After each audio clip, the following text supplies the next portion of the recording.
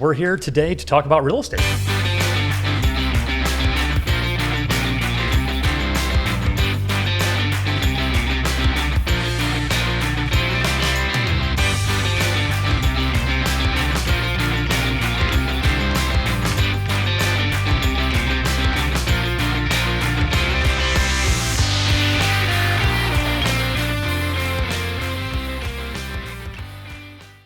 Hello and welcome back to the Real Estate Unlimited podcast. My name's Sierra Steinmetz. Brian Schuby. Carrie Steele. Bill Jones. And we're the Jones home team. And this is episode 19. So welcome back. We got quite a few different things to talk about. We're going kind of, I guess, to the earth here. What do we got? Wetlands. We've got mineral rights, buying in cold weather, and fire. So quite a bit to get through here then too. So we're running a little behind, so we're going to get rolling here. Brian, what you got? Yes, I just wanted to kind of talk about, I know you mentioned wetlands, but flood zones as well. So flood zones are just a geographic area that the Federal Emergency Management Agency, or a lot of people might know, but a little bit better is FEMA, defines as having a specific type of flood risk. And there are different flood, I guess, zones that you can look up. But like I said, one of the things I really just wanted to talk about was, or even show was, I think this is the wetlands map. Wetlands map. Yeah, we'll link this up here. It's kind of fun to play with here, the two, if you're ever looking to buy. Can you pull up the FEMA one? There you go. This one here? Okay. So, so there is a link that you can go to that I know a lot of people are like, well, is my property in a flood zone? And so you can actually put in your property address and search it, and then it'll actually show up and it'll let you know what zone you're in, or if your property is in fact located in a flood zone. Most sellers, a lot of ours around here is the river. Here, right by the river. Yep. So it just depends on, where your property's at and things like that. And the reason that this is important is obviously, if your property's located in a flood zone, typically that does make your homeowner's insurance a little more expensive. And one of these, especially if it's a residential property and you're selling it in our area here, especially with the residential property disclosures, the sellers are supposed to, state whether the property is located in a flood zone. And they should certainly know that. Yep. And then as well, typically the reason they should know is because if there's a mortgage on that property, typically they should have a general idea of what insurance costs for that particular property then as well. I know if you're buying a property with cash or something like that, where you aren't necessarily required to have homeowners insurance, they may not have the flood zone insurance on there. They may just have regular flood or regular homeowners insurance. So that may be a little bit more of a difficult thing, whether they know or they don't know if they had purchased it with cash. Because that's a big difference. Outright. Yeah, there's flood insurance, or is different than your homeowner's insurance then too. So you don't want to make sure you have that if you're in those areas. Yep. So like I said, I really just kind of wanted to go over that. And then one of the questions here, so you can actually have, if you're like, hey, my house hasn't flooded in 50 years or 100 years or whatever it is, you can actually request for your home to be removed from the flood zone. That is a little bit of a process. You would have to appeal that flood zone designation request to FEMA, so you'd have to file a letter of map change or a LOMC request with FEMA, which would be appealing the flood zone designation, and you'd have to prove that the base flood elevation is above the flood zone then, which often requires hiring a surveyor to conduct an elevation certificate and demonstrate your land is naturally high ground or has been raised through fill material, leading to a letter of amendment or a LOMA. So there is a process that you could take to prove that your property is not in a flood zone. However, I know I haven't had anybody do it. Bill, I don't know if you. Yeah, let's say Finley Market quite a bit. That used to be like when the river kept flooding over there. Then too, you had to do those elevation surveys pretty frequently. And then up by the lake, we've had several properties, same thing, where they've done.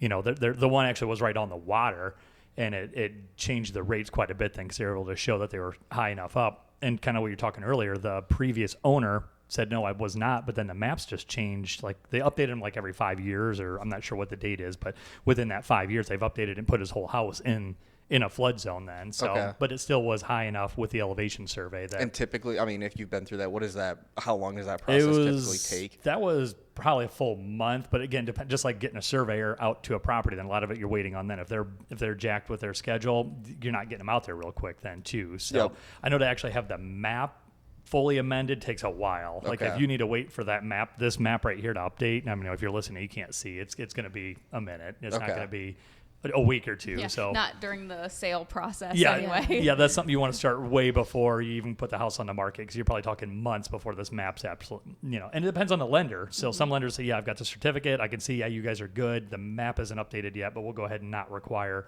full flood insurance. And I mean, I've had one too that was actually in the floodway, like in like this little check thing that's actually like considered in the waterway, and it was high enough they could bring it out of it then. So.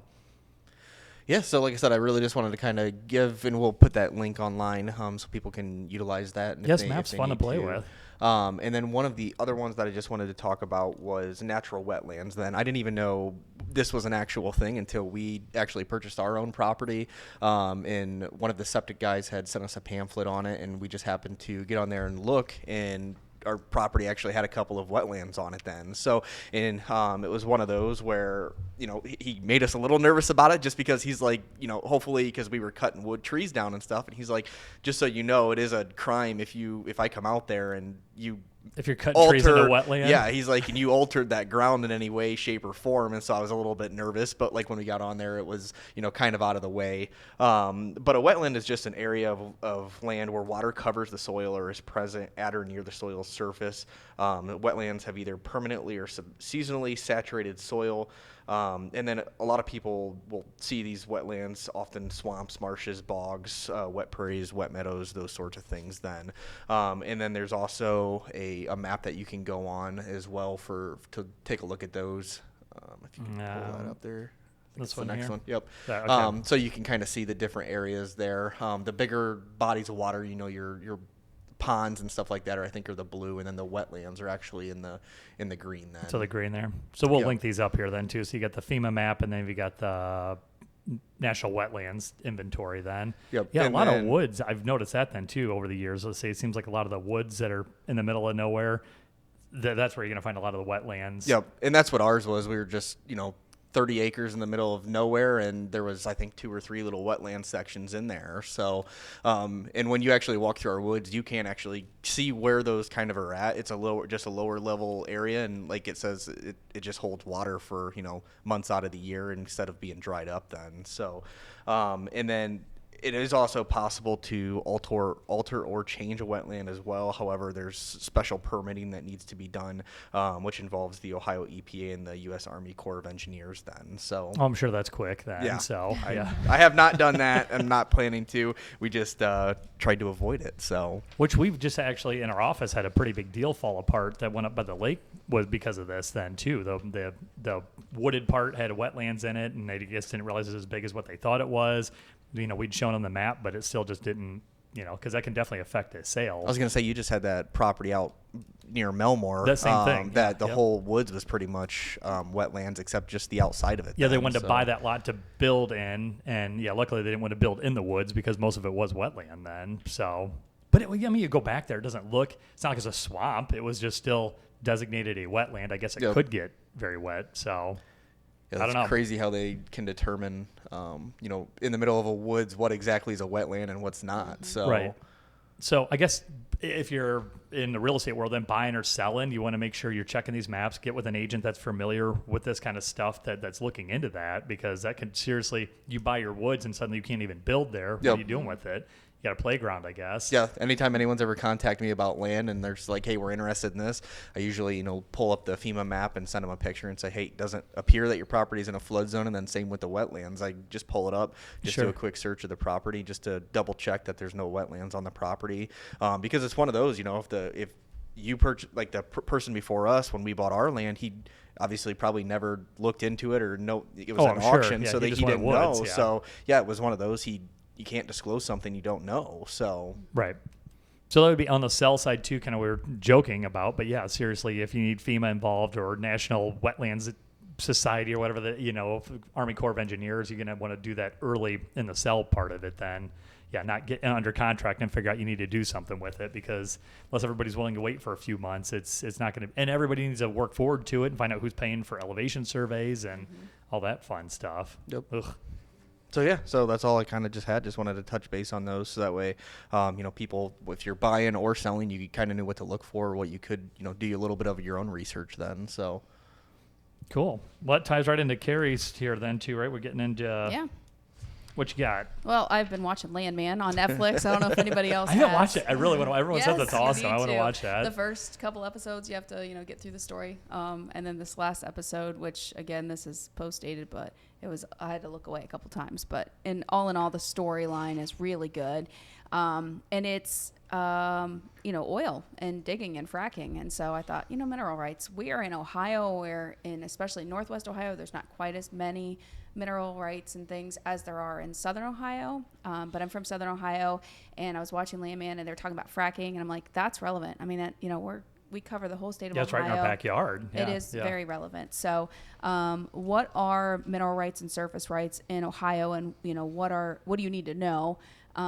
Surface rights are anything you can see, and then mineral rights are below the surface.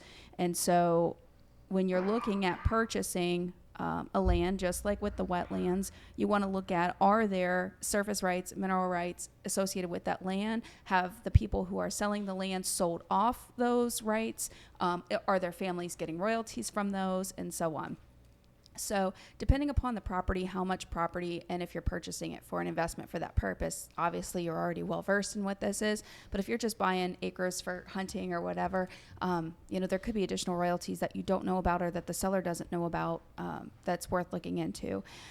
Severance rights is one thing. So that's basically when you can own the surface level, but then somebody else owns the mineral rights. So that I think would be pretty popular in Southern Ohio because they already came through and did a lot of the fracking and that kind of thing. So somebody might own, 20 acres, but then they've sold, a portion of the rights off.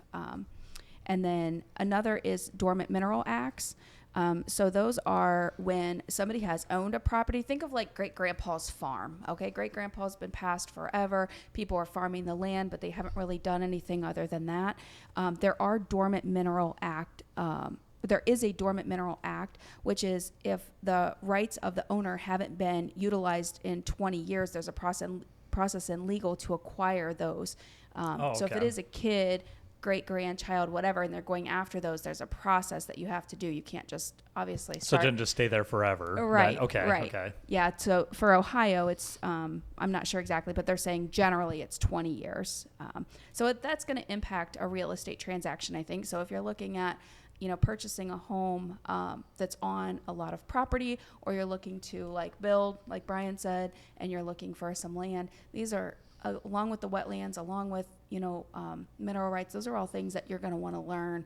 You don't have to know everything, but the more you know, buyer beware kind of thing. You want to know what you're getting yourself into. Lil would be real happy if they come set up a big fracking rig right outside your house then, right? If you didn't know you owned your mineral rights. I have less than an acre in town. You think they could drill on my land? So leasing mineral rights. Yeah. So you could own the property and lease out those mineral rights and get a royalty from that as well. I can work on that for you. Surface damage compensation. The Ohio law requires mineral rights lessees to compensate surface owners for any damage during extraction, which if you're watching Landman, I'm sure you'll understand that. Potential for royalties we talked about. Zoning and land restrictions. So there are, if you are thinking about doing mineral extractions, surface owners have to understand what the requirements are. So yeah, if you own 1 or 2 acres in the country and you could be sitting on a diamond mine, but maybe there's not anything they could do because they need 5 or 10 acres or whatever the requirements are.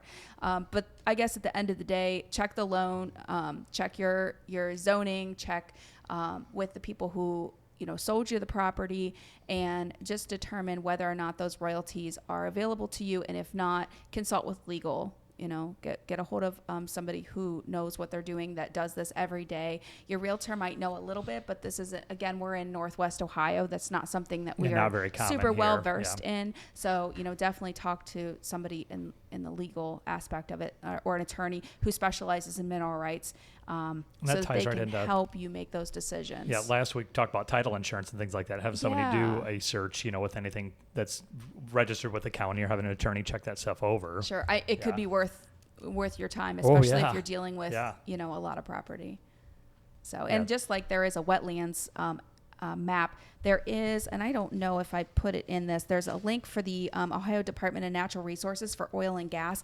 And there are, if you do enough Google searches, you can pull up your county, your property, and see where is there a mineral or resource that would be valuable to you. And that's not just in Ohio, that's across the board. So Yeah, we'll link that up here then too. I think this might be what you're talking about, Carrie. The link, Yeah. then we'll put that in there. Yep. Yeah, that's cool. Yeah, and I know in southern Ohio, some of my fellow auctioneers deal with that a lot. They're doing 100 acres of ground, and Yep. the seller wants to sell the farming ground, but he wants to keep the mineral rights, or vice versa. People buying that, and that, as you mentioned, has already been sold or leased out. So that makes a big difference, especially if they're setting and up. we lost our family farm. If we would have known about that back then, is that something that would have saved the whole family farm? Right, You know? right. I mean, that could have been huge for everybody, but you don't know what you don't know. And so this is important to do your research and become educated on what you're buying, or it could go the opposite direction. It could be there's, huge, what do you call them, like holes. What is that? Yeah. Like sinkholes. Sure. And, the whole, I guess, value of your land could be determined off of what was done there in the past. So Right. educate, Yeah, that's a lot to consider. Educate. That'd be one of those, as far as an easement thing, Yeah. what gas rights. It's one thing if your neighbor has their fence a foot on your Sure. yard versus someone coming and setting up a whole, fracking oil rig then Yeah. and doing all that. Then it'd be like before your time's here, the Beverly Hillbillies. You guys remember that at all? You know what I mean? It's out hunting and strikes oil, Yep. shooting a rabbit or something like that. That would be awesome. Cool. That's all I have. I'm sure, you can dig deeper to learn Ooh, more about come that. But on. I'm just going to keep mine surface level. Oh, should work on that all day. All right, Sierra, what do we got? Okay. So let's talk about buying in the winter. This is specific to cold weather places. This doesn't necessarily apply if you're blessed to have nice warm weather year round, like you Floridians. But there are some benefits to traipsing in the snow and freezing and your fingers falling off while you're trying to get the lockbox open and all that. Believe it or not. And that just being, there's kind of a potential to save money there. American Home Shield has a stat that says they pay an average of a little over 0.5% less than buyers that purchase in other months. Really? Yeah. Just because, with winter weather, climates are less desirable for moving. Less desirable or practical for moving, which can lead to higher days on market for homes, less competition, which gives buyers more negotiating power, things like that. And all those things combined kind of usually end up saving a little bit of money one way or another. And other ways too, moving companies tend to lower rates in the winter just due to... I'd be charging more if I could move in the winter. Are you kidding me? Yeah. But there's such less demand that they end up changing Right. that a little bit. And then also just miscellaneously, holiday bonuses and stuff like that. Oh, yeah. When you've got that extra fund to put into a down payment or towards closing costs or inspections, whatever that you might not have readily available at other times in the year. There you go, another way to use that bonus money. And then another big thing is that it can highlight potential issues that are costly and things that you wouldn't see when a house is just in perfect summer conditions and whatnot. So yeah, the drafty windows and Yep. things like that. Yeah, like Yeah. last night, that would have been a chipping perfect time. But yeah, paint, yeah. Water Yeah. seepage because of all the snow and snow's melting and thawing Right, and right. re-thawing. Yep, exactly. Yeah, you can kind of check for a little bit of leakage and stuff like that, especially if water's going to freeze up and then melt inside the home or inside the roof system, whatever. Heating system functionality, efficiency of the windows and the insulation of the home. And then if this is important to you, safety for transportation and stuff, how well is the city clearing off your roads surrounding your house when bad storms are coming? If that's something that you need to worry about, and or you've got kids that are driving, things like that, and you don't want them swerving all. Real good way to learn how to drive in bad weather, Right. but maybe not But ideal. that is a real thing. Our road is probably one of the last ones that gets, we're out in the middle of nowhere, and Yeah. that's the last one that gets hit, it seems like. So that is a consideration. We wouldn't have thought of that, right. prior to. So Yeah, so maybe you don't want to go trudging around in the snow in your boots looking for houses, but again, it might end up saving you a ton of money that you might not be able to get a look at when you're looking in June or July. So If you are looking at houses in the winter, be sure to wear cute, clean socks that match, because you may walk into a home and they are requesting you to take your shoes off if they don't have booties to cover. So just a little fun fact. Little for you. realtor tip for you. Yeah. So I'm wearing my holy socks. That's not a good day to do that then. Only on Sundays. Right.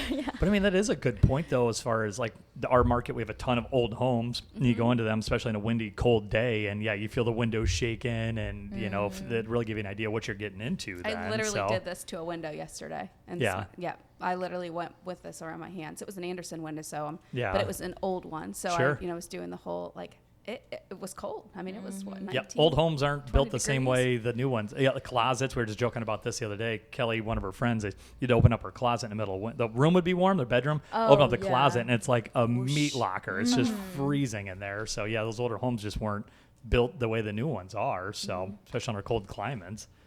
So yeah, I mean, January's not ideal, but it might be better for you. Especially if you're saving money. Yeah, I guess that's a cool stat. Some people, they think that if they paint or caulk their windows shut, that they're going to save on their utilities, which is okay and great, except for that's a safety thing. And also, some loan types won't pass your house if you paint your windows shut. So, or, seal them completely shut where they can't.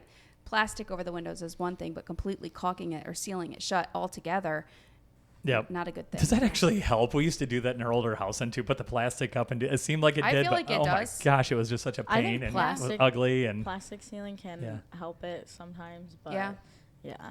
I don't think it hurts. I think it definitely stops the draft. Sure, gives a little extra barrier then too. So all right, so get your boots on, get out there in the middle of winter, buy some house, and you real estate agents, bring a shovel, keep a shovel handy. Especially when it's like this, because especially a vacant home. A lot of times they don't get out there to shovel and take care of that, just a safety thing, an appearance thing. It's a bad first impression. Go to show a house and you guys, you're still up there fighting with a lockbox. They're falling down the stairs because they can't get to it. So it's not a good way to sell a house. So, all right, cool. Well, I'll roll right into it. So we'll go straight from, I guess, cold to heat then too. And again, our hearts go out to everybody in California. And when this airs, I don't know how timely a lot of this stuff is. Hopefully this is all over and past and things like that. But, it's a humanitarian crisis. I mean, news this morning, a couple 100,000 people have been displaced. I think it was like 12,000 structures already, houses, buildings, things like that are either partially or completely gone. It looks like a war zone out there. But I guess what I wanted to lean into then was the lack of houses then. So we're already in a historic low inventory across the country. California, I've got a couple broker buddies that are out there then too. I've talked prior to this, housing's worse there than it is here. And so now they've lost 12,000 plus structures. I'm sure it'll be a lot more by the time that's over with then. They said 60 square miles. So if you can imagine Tiffin to Findlay to Bowling Green to Fremont, just gone. Yeah, I mean, a whole square just wiped out. I mean, think about how many homes are. I mean, we're not even densely populated. Right, if you go to an area like that where they're stacked on top of each other, so rental's a bad situation, buying's a bad situation. So I don't know, what do you do? If you're there, what are you going to wait for? You don't know if you have insurance or not. You don't know what the infrastructure of the city is going to be like. So people might be moving out of that area or moving across the country to other areas that don't have. We were just talking about those Amazon pop-up houses. Oh, yeah. Or granny pods and those kinds of things. That's a really good, you go outside of that area and you pop up a bunch of them really quickly, especially with the price point of homes that they're dealing with. I'm sure they could muster up, $50,000 to $100,000 to put temporary housing in, and it's not going to mess with their budget too much. But how long will it take to rebuild? I don't know, but it's probably going to make a lot of people leave the area and relocate to areas that, they've never left California. And now they're going to be. Yeah. What are you going to do then? I mean, because if you look at like this picture, I don't know what you do. It's not like you can just go to Lowe's and start hammering a house back together right there. Then too, the whole infrastructure is just completely wiped out. Yeah. So I'm not sure what you do. So yeah, my heart goes out to those people. That's just devastating. Can't imagine. A lot of people died and displaced. So. And then regulations are tough then too, just to get permits to, even if you just watch the home flipping shows and things like that, their regulations are notoriously tough and long. So even if you want to start rebuilding today, hopefully they'll come up with some waivers or exceptions to get things back to where people can get a roof over their heads. But yeah, I don't know. They're going to have to do something, but I don't know where those people go. And I guess what I want to touch on is we're already way underwater, and the amount of homes, rentals, things like that. I don't know where these people go. It's only going to exacerbate the problem. So, Yeah, I think they said last year was the lowest amount of turnover in home sales in 38 years. I read somewhere. Yeah. So I don't, if there's not houses to buy, where do you go? What do you do? Right. And I was with First Call for Help in United Way, and there would be times when the hotels would be completely full. So even if you were in a homeless situation where it was temporary, where do you go? Yeah. And if you have to go to work, if work's 20 minutes away or 30 minutes away in these cases, Yeah, how do you get to work then? Here, the road's a Yeah. parking lot then. Yeah. Charred cars. That's, Man. yeah, I just can't even imagine then. So yeah, if you're out there, just, I guess, do what you can, take care of your family. I mean, we're all praying for you. It's hard. So hopefully they get that wrapped up here soon too. But yeah, someone needs to start building homes. So hopefully someone in Northwest Ohio starts building a ton of homes. Those people can relocate here. The winter's great and get a 0.5% deal on a house you're trying to buy. 20 degrees today with the wind blowing in sideways. Yeah, that's fun. So I don't know. I mean, nobody knows what the answer is there. I'm not sure what it is, but somebody needs to build homes. Yeah. That's what it amounts to. So, all right. So you learned about mineral rights, wetlands, buying in the winter. And yeah, we need to build homes, I guess, is the moral of the story. So I don't got anything else, you guys. Nope. Cool. All right. Well, check on back. That was episode 19. Do all the fun stuff, the likes, the shares, all the social media stuff thing too. We do want to get a monthly or weekly. I don't know. We talked about doing a newsletter. I don't know what we're going to do, but just an email list. So doesn't cost you nothing. But once we get that build out there, we'll tell you guys how to get onto that, and we'll include a lot of this stuff, some of our videos, some of that fun informational stuff. So until then, that is episode 19. We will see you episode 20. Thanks for stopping by.